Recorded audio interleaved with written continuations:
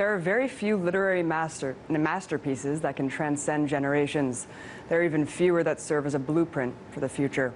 One of those books is 1984, one of the most prolific novels of our time. The author was born Eric Arthur Blair, but is probably most known by his pen name, George Orwell. And this week would have been his 110th birthday. George Orwell was one of the greatest visionaries of the 20th century, who identified himself as a democratic socialist. Under the Soviet Union, he was forced to flee under communism's suppression of socialist dissidents. In 1945, he wrote Animal Farm, a novel anthropomorphizing an animal kingdom meant to serve as a metaphor for Stalin's betrayal of the Russian Revolution.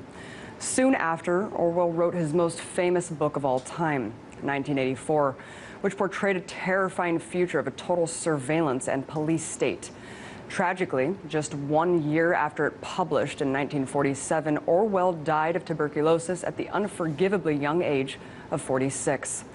However, his work lived on, and his staunch opposition to injustice and authoritarianism led him to produce one of the most genius narratives ever written. Sadly, Orwell's dystopic future and vision in 1984 seems to ring more true every day in this technological age. Let me just say that if you have not read this book, you must, not just because it's a work of art from front to back, but because it is so eerily realistic. In fact, it was even made into a film in 1984. Take a look at the trailer.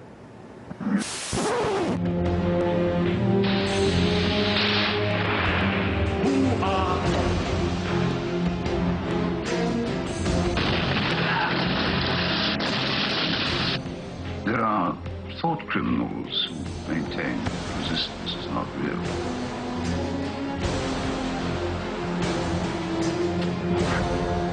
Believe me, Winston, it's very real.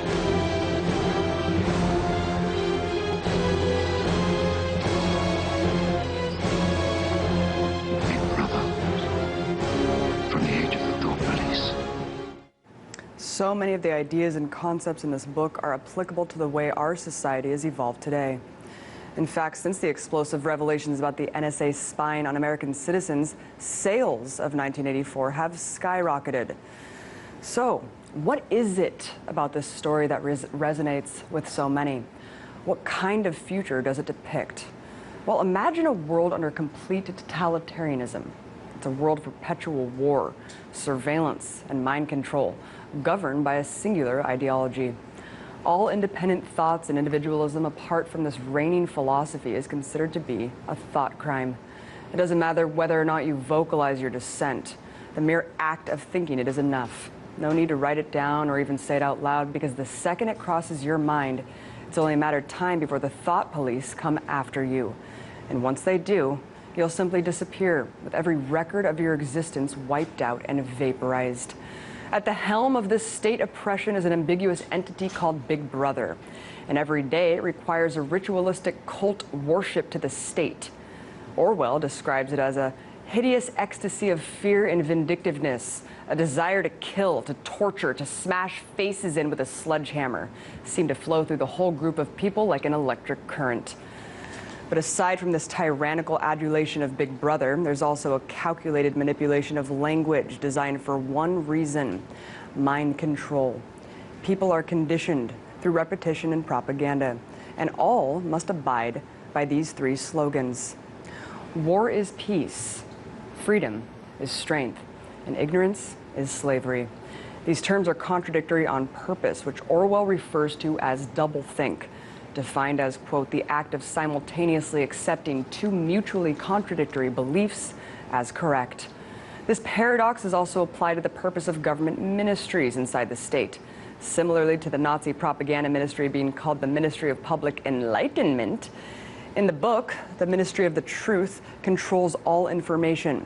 This is where historical revisionism takes place by rewriting articles, modifying photographs, all in agreement to the party line, because everything the party says must be true. Orwell refers to it as reality control.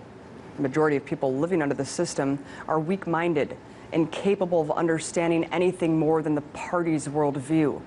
This willful ignorance is instrumental in the state's control over the peons. Then there's the perpetual war, to fight an unseen enemy. In some cases, the government bombing itself to keep the masses living in fear. Orwell describes the concept, quote, "The object of waging a war is always to be in a better position in which to wage another war." But constant war is also to ensure the destruction of humanity's potential. As Orwell explains, quote, "The essential act of war is destruction, not necessarily of human lives, but of the products of human labor. War is a way of shattering to pieces materials which might otherwise be used to make the masses too comfortable and hence, in the long run, too intelligent." Guys, look around. For as long as I can remember, this country has been at war. Perpetual war against an invisible enemy. There are nationalistic rituals held to celebrate an authoritarian government, one that you can't question without being labeled anti-American or a traitor. The masses have a blind trust in authority and relinquish their privacy for so-called security. History is revised to favor the winners and taught to eager minds, shaping them into modern-day proles. We're told that dropping bombs is the path to peace, and occupation is the path to liberation. But this nightmarish prophecy was never intended to be an instruction manual, and it's up to you, me, and the freedom of our minds to prevent it.